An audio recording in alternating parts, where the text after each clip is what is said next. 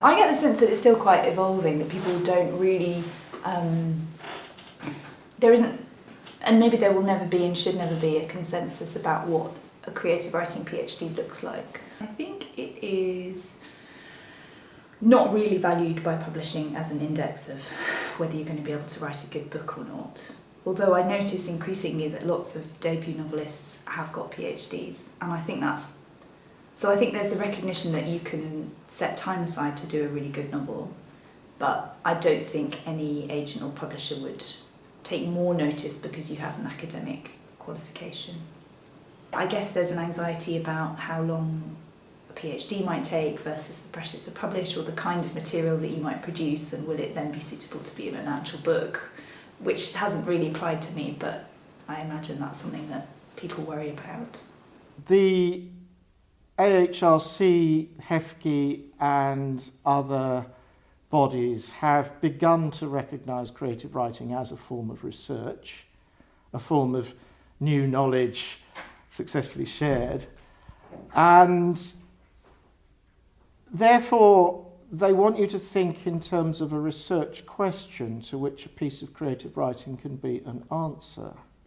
But it's not an answer of the usual academic kind, perhaps, not like historical study or even literary criticism. It's hard to say in terms of what worth could mean in terms of publishing, because the PhD has made me write a better book, so there is that sense of worth in that sense, because I had the freedom of an entire year where I could just read.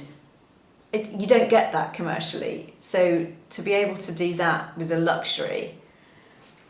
But having someone on their books, either as an agent or an editor, who has a PhD is worthless. It means nothing. Writing a book teaches you how to write that book, but it doesn't necessarily teach you how to write the next one. But what it does is it gives you certain tools for your toolbox that you might think that would be useful again. And I think in creative writing, that's what we're doing.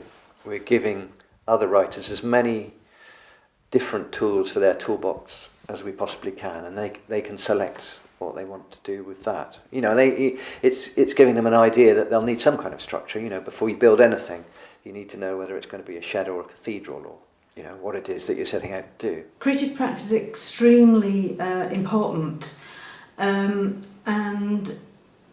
I think because there's a lot more interdisciplinary work going on, that a creative practice can be a huge part of those that interdisciplinary practice.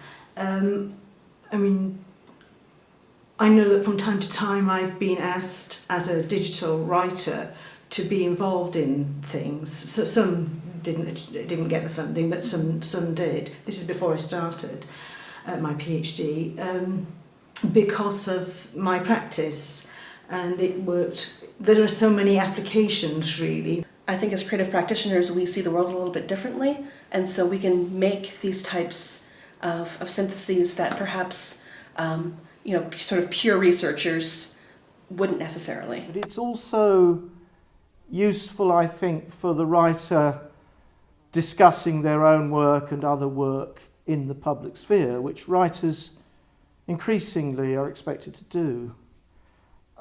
Giving interviews on radio or television, writing reviews, that sort of thing which is vital to keeping your own work in people's minds, keeping it current, promoting it.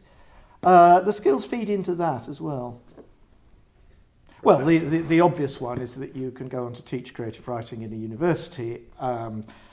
The PhD isn't an essential requirement for that, but increasingly it's expected, and I guess that as with other academic posts, eventually it will be a requirement. We're still at a relatively early stage of creative writing being an academic subject. And there's sometimes a feeling that there's a lack of consensus among different institutions, for instance, as to what a PhD should be in creative writing.